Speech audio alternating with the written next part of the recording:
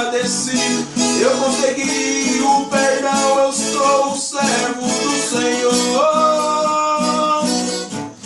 Eu agora sou um crente, vou fazer a obra de Deus.